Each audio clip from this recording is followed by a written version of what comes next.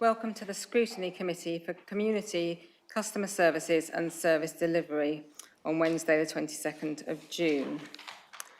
I go to agenda item number 1, to note substitutes in accordance with Council Procedure Rule 4, substitutes for the meetings. I've got Councillor Hicks substituting for Councillor Speracci, Councillor Eggleston substituting for Councillor Dempsey, Councillor Coote substituting for Councillor Llewellyn-Burke and Councillor Whitaker substituting for Councillor Boutrop. Agenda item 2, to receive apologies for absence. Apologies have been received from Councillors Boutrop, Dempsey, Llewellyn-Burke and Speracci, and from Cabinet Member Councillor Webster. Agenda item 3, to receive declarations of interest from members in respect of any matter on the agenda. I go to Councillor Eggleston. Thank you, Chairman. I'm leader of Burgess Hill Town Council, and the CGR, one of the agenda items on the agenda tonight is the CGR for Burgess Hill, so declaring a personal interest. Thank you. Councillor...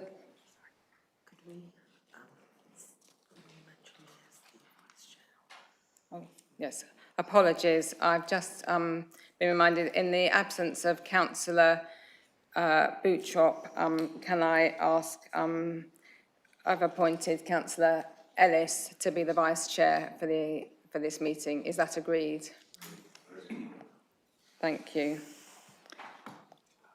I now go to, in terms of a declaration of interest, I go to Councillor Gibson. Thank you, Chairman. I'd like to declare a personal interest in agenda item 6, if I got it right, the Haywards Heath. The East Grinstead Community Governance Review. I'm a county councillor for part of East Grinstead. Thank you. And Councillor Cartwright. In terms of item 7, I'm a Burgess Hill Town Councillor. And Councillor Chapman. Thank you, Chairman. I'm also a member of Burgess Hill Town Council. Now I go to Councillor Sweatman. Thank you, Chair. Yeah, declare an interest in item 6 on the agenda from East Grinstead Town Council.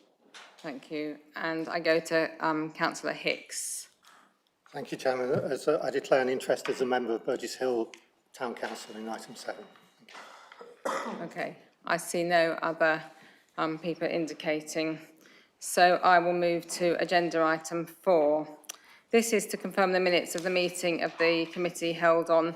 We have 2 lots of minutes. One is for the 11th of May, which was annual council, and the 25th of May. I just want to take you to page 8 on those minutes, and there is a typo where it references the A27. That should be the A23. Can I ask you to vote to note these minutes using the buttons on your screen?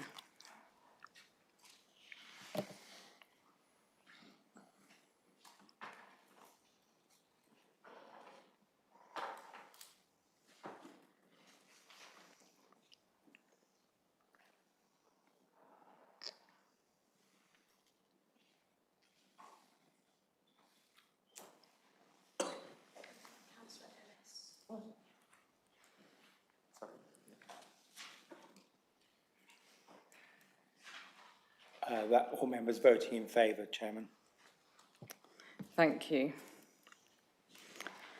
I now move to agenda item 5, which is to consider any items that the Chairman agrees to take as urgent business. I have none.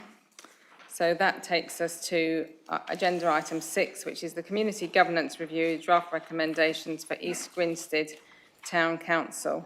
I'm going to go to Terry Stanley, the Business Unit Leader for Democratic Services, for this introduction.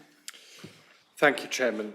The report before you this evening, members, explains the public engagement undertaken in connection with the East Grinstead Town Council CGR, the public and stakeholder response, your office's findings, and resulting from those findings, our draft recommendations for East Grinstead Town Council.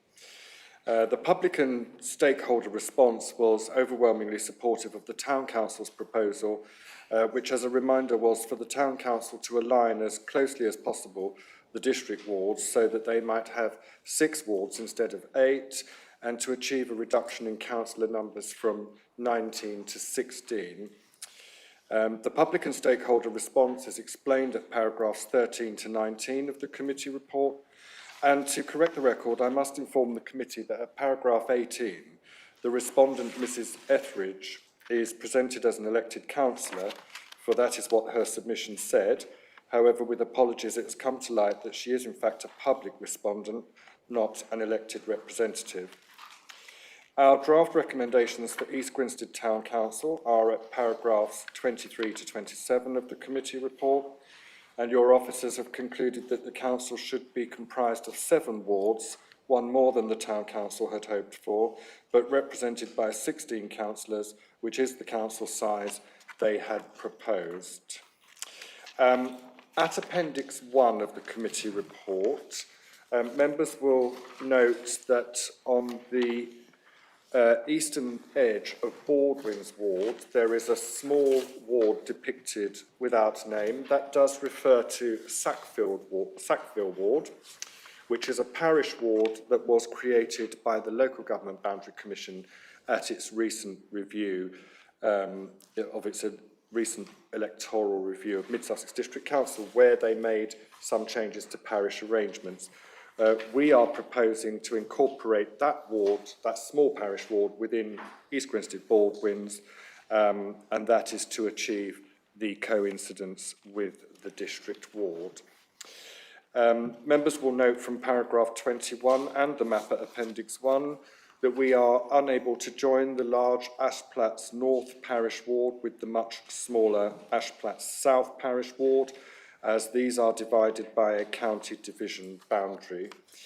We therefore propose that our draft recommendations form the basis for the second public consultation, which is due to begin on Friday, the 1st of July, with our final recommendations coming to your next meeting on the 14th of September. With that, Chairman, we'll be glad to answer any questions members may have. Thank you very much, Terry. I'd like to suggest that as a committee, we look at the findings from the first public consultation. So that's taking us up to point 21 on page 13 of the report. So if we debate that first, this is just for clarity, and then we will come to the draft recommendations in relation to what's going out for the second consultation. So I propose that we, first of all, I open up the debate for surrounding what has been raised from the first public consultation. Does anybody have anything they'd like to say? Councillor Sweatman. Thank you, Chair. Firstly, Mr Stanley has actually highlighted one of my questions, which was the confirmation of the Baldwin and Imberhorn wards. So as you see on the map, there's a little dotted line. So assuming that, just to confirm, that was the Sackville ward that's been incorporated? Yes. Okay.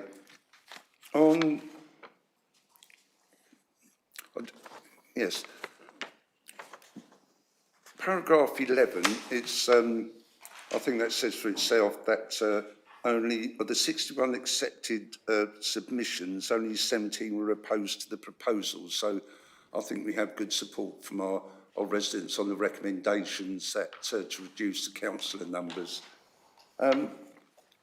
There's also, I know it's very difficult to actually print the maps out for us to look at, but I found it very confusing on the Herentide ward. There's a couple of little dots. I didn't realise a little sliver was all part of the town ward. So it's just a question of clarification so the electorate doesn't get confused. Is that name is changed to Herentide and Ashplatts South? Does that make sense? Yes. Thank you, Chairman. Yes, that little dotted line at Herentide ward there indicates that this is the joining of the small Ashplat South Ward that I referred to in my introduction with East Grinstead Herentide, because the large thick line just above that is separating Ashplat South from Ashplat North, and that's a county division boundary. We can't alter that. So the proposal is that small area of Ashplat South, which is a parish ward created by the LGBCE, should go in with East Grinstead Herentide. We have in our recommendations listed it as Herentide Ward, but of course it's open to this review to consider the name of that afresh if it were felt to be desirable to call it Herentide and Ashplat South, for example. That is something that could be considered. Thank you. Sorry, Chairman, may I come You back? may come back, yes. Yes, in the ideal world, it would be nice to call it all Herentide, because that would be even less confusing for the electorate. But as I understand, the people living in what is deemed the Woodbury area that previously voted for Ashplat's members, so that's why I think the name should be incorporated with Herentide and Ashplat South. Right. I think that would be less confusing for them. Thank you. Understood. Thank you. Can I go to Councillor Gibson? Yeah, thank you. Can I start with just a general observation on the conduct that I just wanted to highlight? I mean, really the numbers of responses that we're seeing, I know that we're saying this isn't a numbers exercise, but if we look back, I did a lot of work last summer looking at community governance reviews, and I was in contact with the National Association and took advice from them. In 2008, 4,500 respondents in the Hextable CGR, 30% of the population. In 2016, 9,227 responding in the Bexhill-on-Sea community governance review. That was 24%. So really, I mean, I'm sat looking at, 61, and I know that that's 61 accepted, but that's less than 0.3% of the electorate. And we are trying to deduce from that what is the best way of organising one of the three major towns in this district on the back of that. So it's just a general observation that I think we're driving the democracy out of this. And I've got to say that if we can decide to leave the EU on the back of a yes-no vote, then I think we could trust the electors of all these places to actually have a say. And those 137 should be counted. And then we should listen more to what those who wrote in detail said. That said, the only observation that I've got on this, and speaking, sort of from personal experience recently and so on, this East Grinstead South Ward, one elector. If that person goes sick, there's a lot happens in that enormous grey area.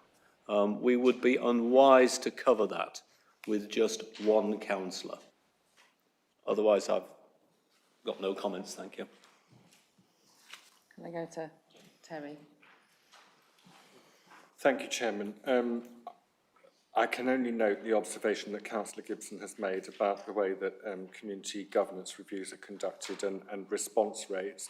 Of course, we are operating within the legislative framework that we have, and we have written to each and every elector.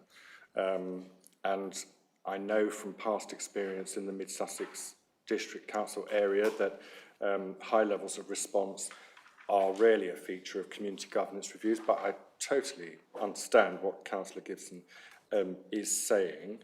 On the issue of the East Grinstead South Ward, of course we do get to councillor numbers by the number of electors, and that is what we have done here. But I mean, I note the concern that Councillor Gibson has raised regarding coverage if a member were to be unwell. And that indeed can be a feature rather of the second public consultation.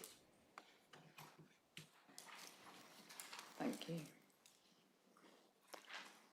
Do any other members have anything they want to say in relation to the first public consultation findings? Okay, we will come back when we come to the recommendations to note those findings. But now I'd like just to take you now to consider the draft recommendations that are set out in the papers. So that takes us from point 23 to 27. Councillor Sweatman has already raised some issues there, but I'd like to open that up for the rest of the committee. So to consider the recommendations for East Grinstead Town Council.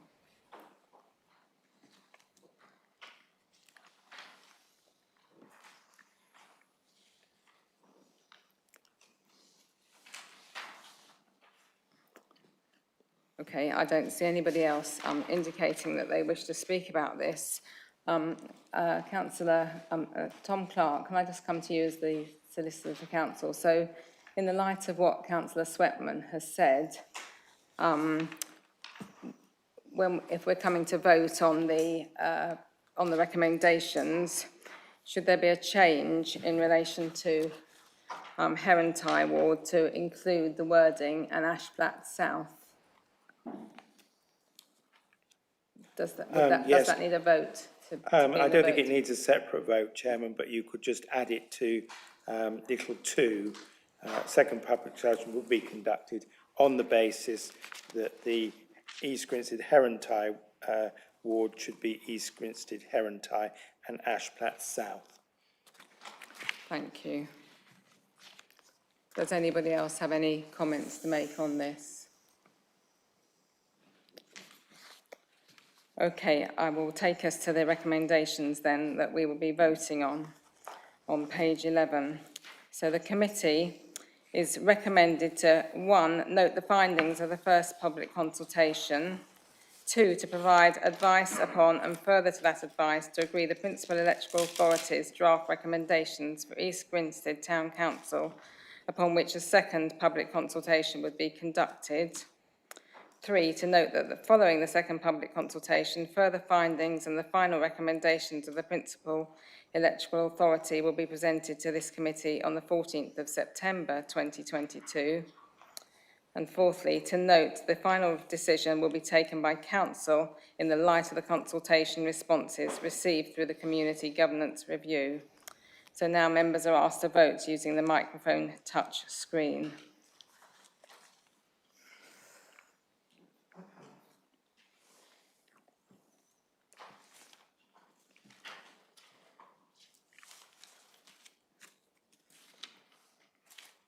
That's all in favour, Chairman, on the basis of that small addition regarding East Grinstead Herentide being East Grinstead Herentide and Ashplat South. Thank you. We now move to agenda item 7, which is the Community Governance Review draft recommendations for Burgess Hill Town Council and Anstey and Staplefield Parish Council. I go to Terry Stanley, the Business Unit Leader for Democratic Services, to introduce this item. Thank you, Chairman. This report explains the public engagement undertaken in connection with the Burgess Hill Town Council CGR and the public and stakeholder response, your office's findings, and resulting from those, our draft recommendations for Burgess Hill Town Council. The public and stakeholder response was overwhelmingly supportive of the public petition, which, as a reminder, was for the Town Council to align as closely as possible the district wards so that some of the smaller wards could be reviewed, that the Northern Arc wards be incorporated into the Burgess Hill Town Council administrative area, and that a new council size be determined up to a number of 22. The Burgess Hill Town Council and the public and stakeholder response is explained at paragraphs 16 to 31 of the committee report, and our draft recommendations for Burgess Hill Town Council are at paragraphs 13 to 42 of the committee report. Your officers have concluded that the council should be comprised of 10 wards represented by 19 councillors, given that a key aim of the CGR is to alight upon suitable governance and electoral arrangements that are capable of enduring. Members will recall that this CGR also sought to review matters relating to Anstey and Staplefield Parish Council due to consequential impacts. Regarding Anstey and Staplefield Parish Council, the public and stakeholder response is explained at paragraphs 32 to 34, and our draft recommendations for that parish council are at paragraphs 43 and 45. And may it please the committee to know that we were persuaded by the parish council's submission, supported by parishioners, that it should have a council size of 12 to more comprehensively meet the parish council's current responsibilities, and in contemplation of a further CGR for Havers Heath Town Council in 2025, which should consider where the Rocky Lane parish wards ought to be. Members are advised to note paragraph 49 in the committee report relating to legal precedent that principal electoral authorities should adopt the outcomes of public consultations to safeguard against adverse outcomes at any judicial review. We therefore propose that our draft recommendations form the basis for the second public consultation, which is due to begin Friday the 1st of July, with our final recommendations coming to your next meeting on the 14th of September. With that, Chairman, I'll be glad to answer any questions members have. Thank you. And for clarity, I'd like to again split our debate discussion into looking at the results of the first public consultation findings. So they go from, really from point 15 through to point 34. And then we will come back to consider the draft recommendations.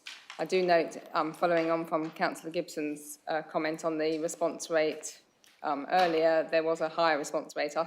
My maths might not be right, but I made it about 1.13, I think, % of the electorate. There was a oh, is it? Oh, okay, all right, 1.3. Now we go to consider the findings. So I go to Councillor Eggleston. Thank you very much, Chairman.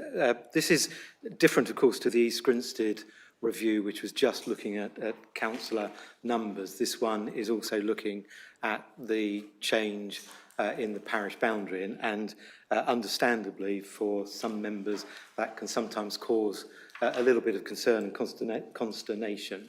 So if I may, just put a little bit of this into context as to why we are here today considering that adjustment to the parish boundary first of all. And members will recall that a lot of this work started out back in 2011 with the Burgess Hill 20-year strategy, which tried to take a holistic approach to housing development in and around Burgess Hill. And out of that strategy, of course, grew the neighbourhood plan for Burgess Hill, which is obviously part of the district plan. And that's stated on page 16 that whilst this development, the Northern Arc, is primarily outside of the administrative boundary of Burgess Hill and outside of its neighbourhood plan area, it is designed to function as an urban extension of Burgess Hill. So that's probably the first policy statement that really provides the beginning of the evidence base for the movement of the boundary. We as District Council then reinforced it in the district plan and in DP9, where it was looking at the effect of building out from the existing parish boundary of Burgess Hill and taking estates that lapped over into another parish boundary. And it said the area between Maple Drive and the Northern Arc is included within the allocation of housing for Burgess Hill, because it is important that the new development is integrated with the existing town. So we've created a policy framework which embraces the idea that the boundary of Burgess Hill should include the Northern Arc. Then if you roll forward to when the Boundary Commission completed its work, clearly the Boundary Commission had a choice to align the Northern Arc horizontally and make it a distinct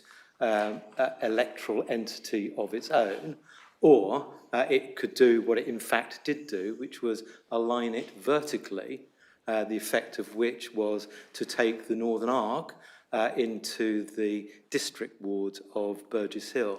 And that's where you get the anomaly. And I mean, hopefully members have read the Local Government Boundary Commission's guidance on how you approach those anomalies. But just to quote from the guidance, in many cases, making changes to the boundaries of existing parishes rather than creating an entirely new parish will be sufficient to ensure that community governance arrangements to continue to reflect local identities and facilitate effective and convenient local government. For example, over time, communities may expand with new housing developments.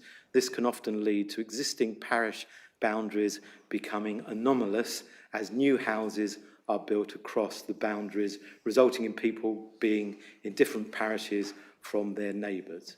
So, you know, our policy context and the Boundary Commission's actual output from the review and the community guidance all supports and creates that evidence base to move the boundary of Burgess Hill to include the Northern Arc, and this is what the review is all about.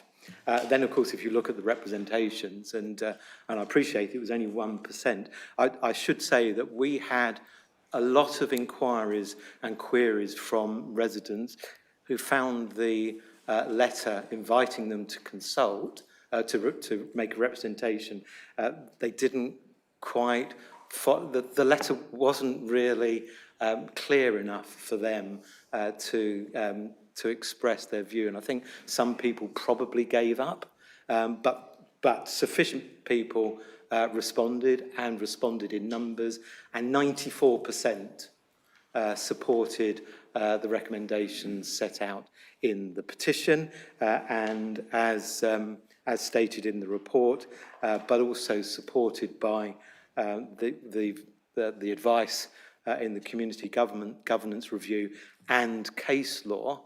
We are required as a scrutiny committee to pay due regard to the representations, and following on from Councillor Sweatman's point about East Grinstead, where he stated that the majority supported the view of the town council. Well, if it applies to East Grinstead, then for us as a scrutiny committee, it applies equally well to Burgess Hill. Both Burgess Hill Town Council and Anstey Parish Council are supportive of the change in the parish boundary. So, my view and advice, if you wish to take it, to members of the scrutiny committee is that we fully support the movement of the boundary. I'd like to come back, I'll take a pause, but if I may, I'd like to come back at a later point to talk about the electoral arrangements, because I've got a few queries there. But thank you very much for listening to me. Okay, do you want to go back? No. I'll go now to Councillor Cartwright. Thank you. Like my friend Councillor Eggleston, I was amusing myself by reading the Local Government Boundary Commission guidance, which is actually a very good document and very clear. It struck me that the case for moving Northern Arc from the parish of Anstey into Burgess Hill seems to be pretty overwhelming in terms of what we are invited to do here.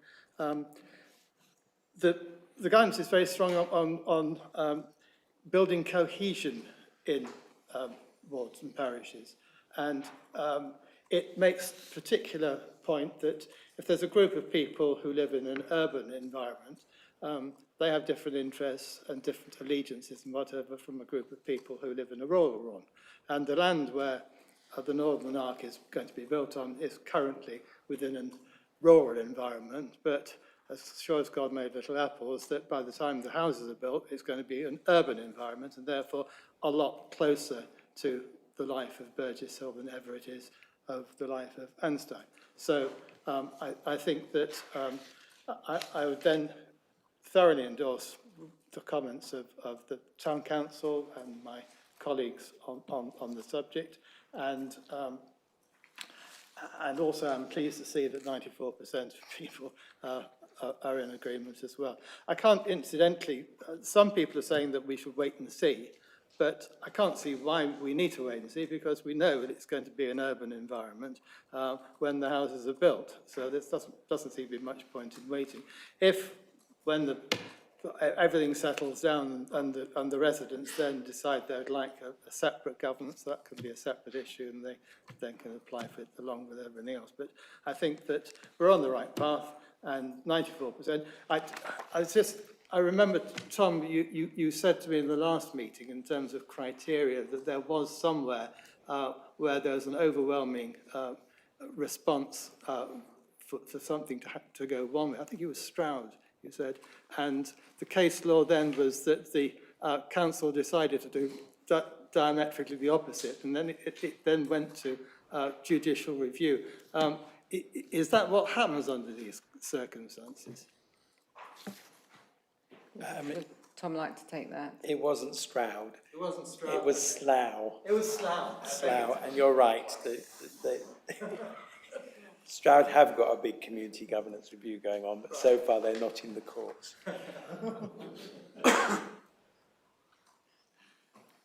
Thank you. Can I go to Councillor Gibson? Yes, I took a look at Slough. It was 2 parishes objecting to being abolished, which was quite interesting. The question which I've got is that members may remember the last time I talked about simple structures that build upwards as we move through the 3 tiers of local government: parish, town, district and county. And my question is that with the local governance review, which is concluded on the district boundaries, puts the top end, this Northern Arc, into the Cuckfield, Bolney and Anstey ward. So you'll have 2 councillors for that. And I'd just like, to me that seems irrational in some respects in terms of the linkage into Burgess Hill, which does, I have to say that having listened to the arguments and followed the story about Burgess Hill with interest, then it seems perfectly logical that the Northern Arc should be part of Burgess Hill town. Terry. Thank you, Chairman. In fact, the Local Government Boundary Commission electoral review of Mid-Sussex District Council created the 2 new parish wards of Northern Arc, East and West, and put them respectively into Burgess Hill, Dunstall and Leylands wards at district level. Okay.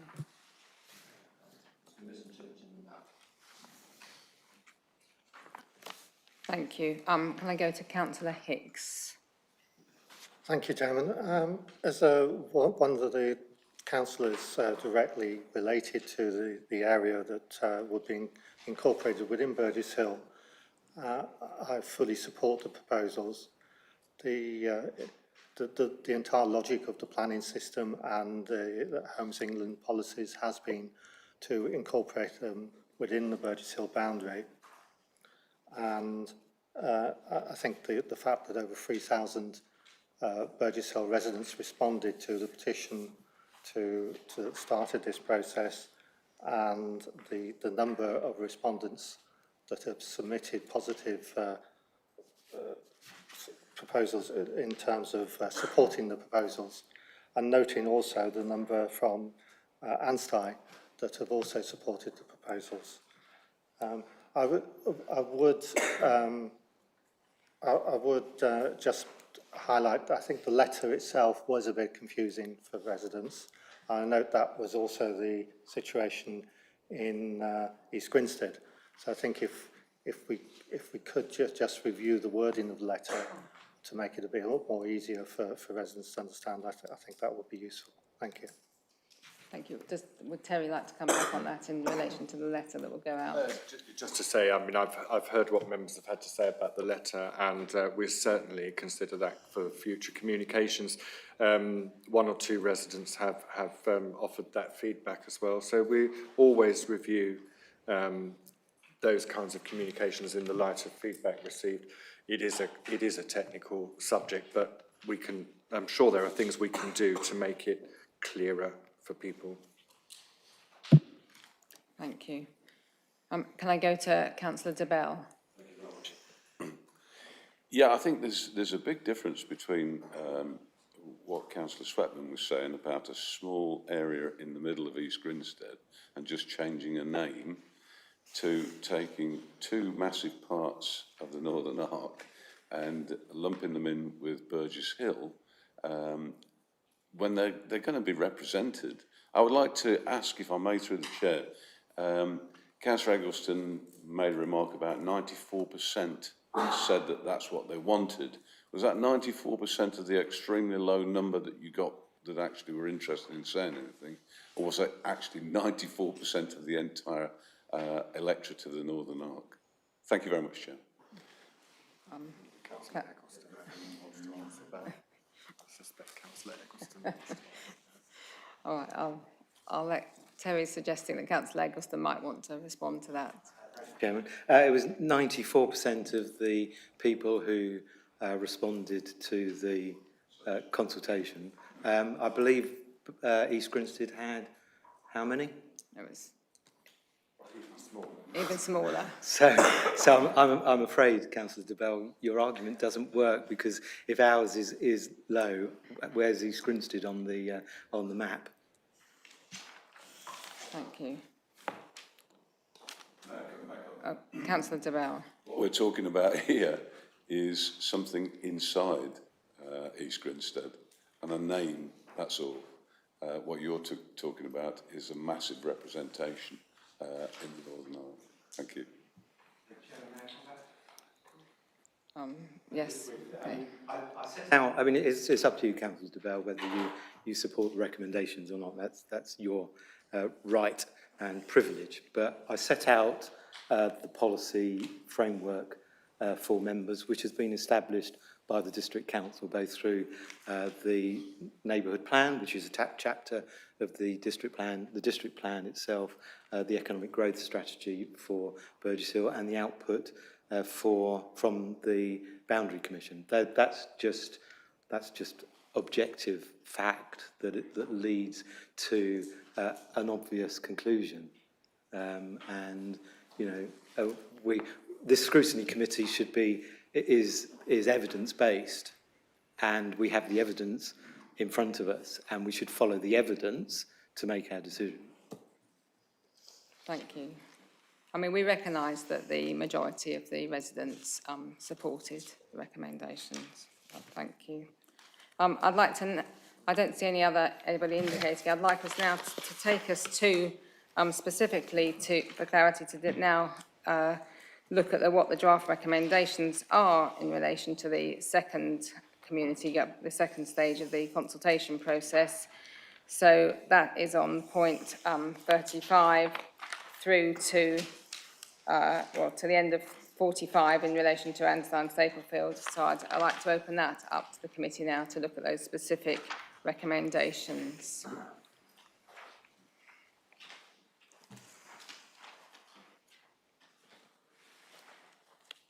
I'll go to Councillor Eggleston. Thank you, Chairman.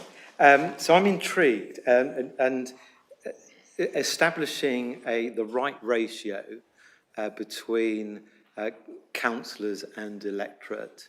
It strikes me that we apply a different ratio in East Grinstead compared to Burgess Hill. So if we do the maths, in East Grinstead they've got an electorate of 23,039, 16 councillors, that's 1,439 electors per councillor, whereas the proposal for Burgess Hill and that's the 2027 forecast. So the 2027 forecast for Burgess Hill is an electorate of 29,183, with a proposal to have 17 councillors, which gives you a ratio of 1 councillor to 1,716 electors.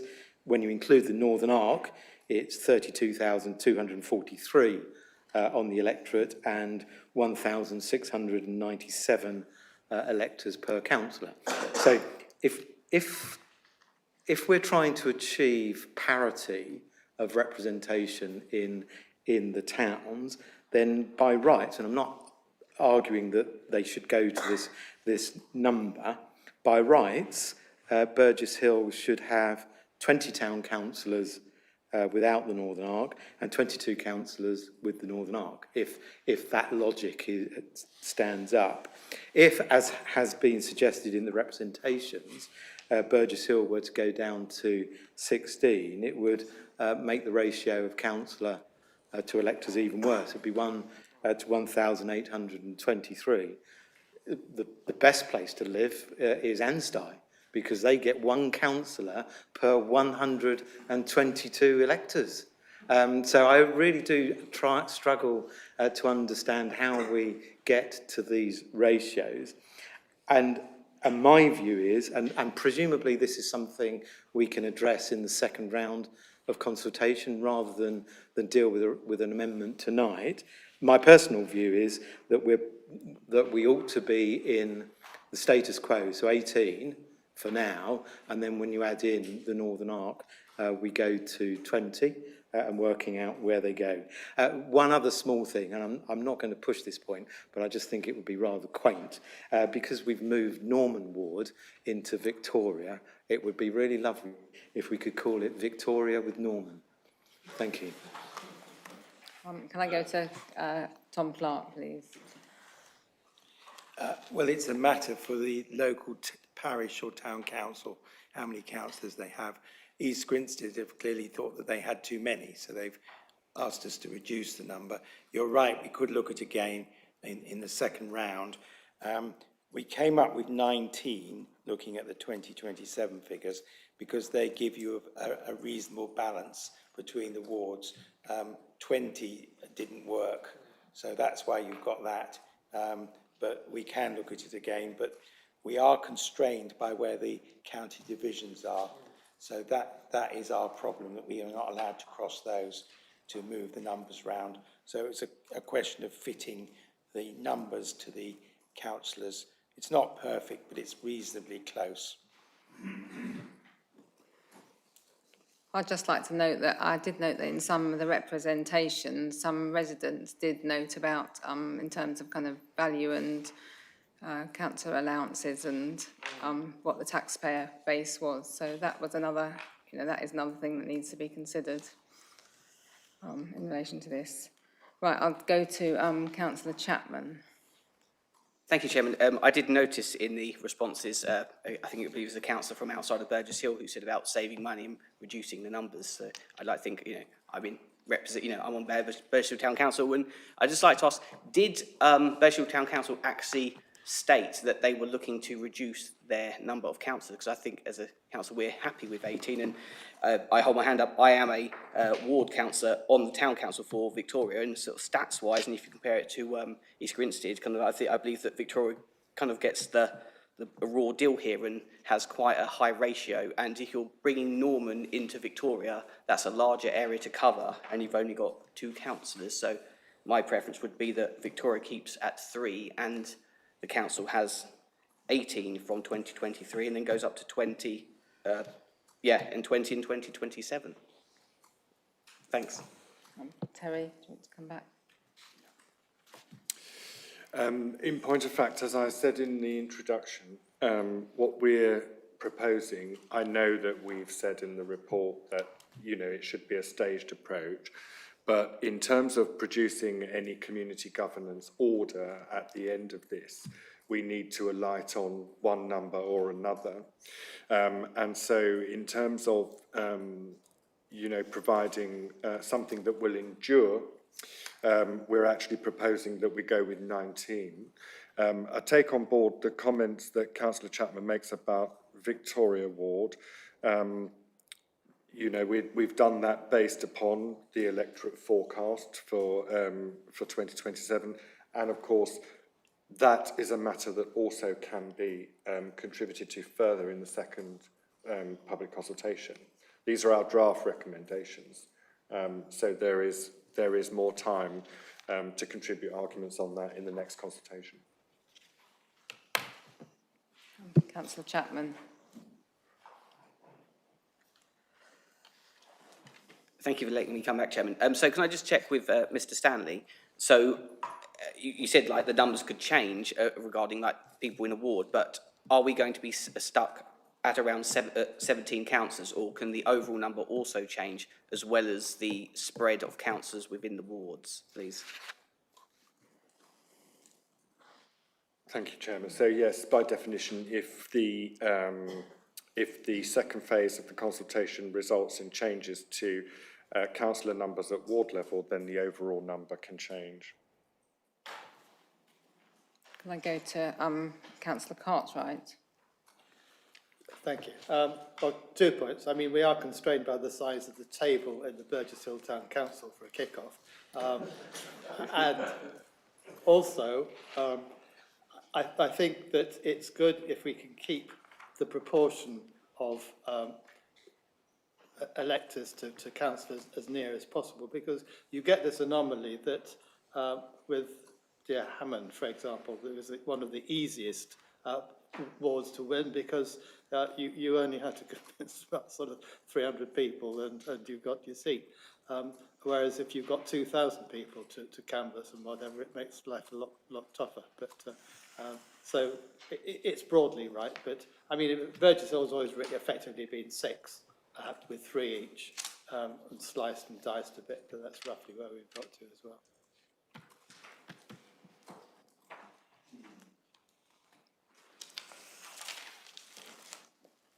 Can I ask if anyone else has got any points they want to raise? Councillor Whitaker. Thank you, Chairman. It's before you go to any recommendations, I'd just like to thank Mr. Stanley for his expertise and eloquence and skill in navigating all of this work through it, and his team, and with Mr. Clark. I think they've done an excellent job. Thank you. So can I clarify, Mr. Clark, when we go to the recommendations, then we'll be looking at the draft recommendations as they are, with which states 17 town councillors in 2023, and then going to 19 in 2027. So that would be what's going out onto the second public consultation. As Mr. Stanley said, there is a difficulty with that because the order has to have one number of councillors. So our suggestion is that we go with based on the 2027 electorate. In Burgess Hill, there is some certainty to this because the planning permissions are there, that these numbers are going to be achieved, and therefore the proposal is the 19 councillors. The town council asked us to look at up to 22. So 19 does accord with what we were asked to do, but we also have the contribution which may be made during the consultation from Councillor Chapman that Victoria Ward is underrepresented. But can I emphasise that there are difficulties because of where the county divisions are. In particular, it might have been better if we could say that the Northern Arc wards would be already incorporated into Leylands and Dunstall. We can't do that because there's a county boundary across the top. So I just want to clarify, if I'm coming to the recommendations now, if I'm reading them as stated in the papers, then that has that table set out in it. Are you saying that is then changed? I would invite members to go with the 19 suggested in the table rather than the 17. You've had representations from Burgess Hill Town Council that their numbers are such that 19 might be thought an appropriate level. They made the comparison with East Grinstead.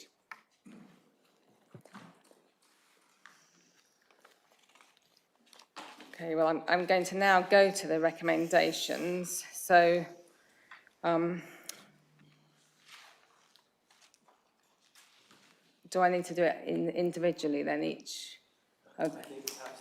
Oh, Councillor Eggleston, sorry. Sorry, Chairman, I just wanted to clarify. So if in the second round of consultation, there are representations that come back which says the overall number should be 20, and Scrutiny Committee agrees that it should be 20, then when the order is made, assuming it passes council, it would be 20.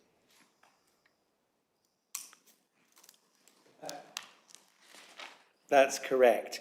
If you're going to be nice to us, though, you'll tell us how the 20 is going to be distributed. Okay, so I don't see any other people indicating to speak, so we're going to go to the recommendations as on page 21 in the papers. So this committee is recommended to, number 1, note the findings of the first public consultation.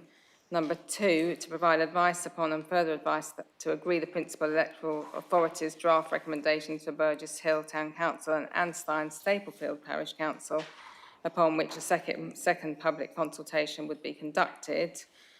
Point 3, to note that following the second public consultation, further findings and that final recommendations of the Principal Electoral Authority will be presented to this committee on the 14th of September 2022. And fourthly, to note the final decision will be taken by Council in the light of the consultation responses received through the Community Governance Review. Members are now asked to vote using the microphone touch screens.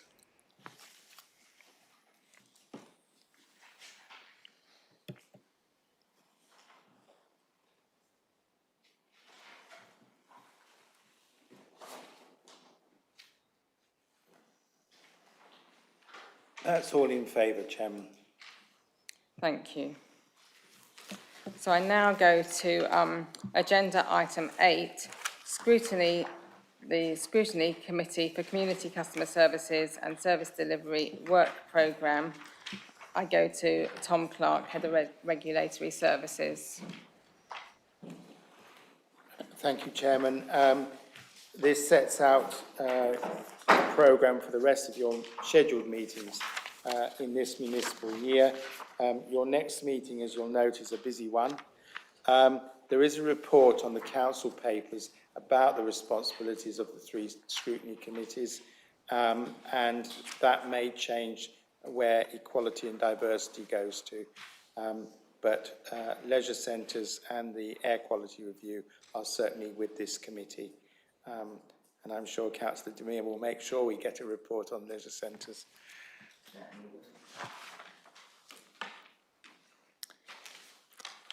Thank you. Okay, so this committee are recommended to note the committee's work programme is set out at paragraph 5 of the report. Members are asked to vote using the microphone touch screen.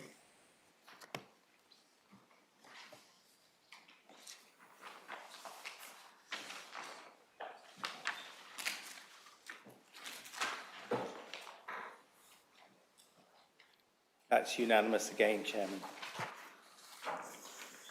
Thank you. Agenda item 9, questions pursuant to Council Procedure Rule 10.2, due notice of which has been given. I have none. So I conclude this meeting at 7:53, and I ask members to remain in place for a few moments until the DSO indicates that the live stream has ended. Thank you.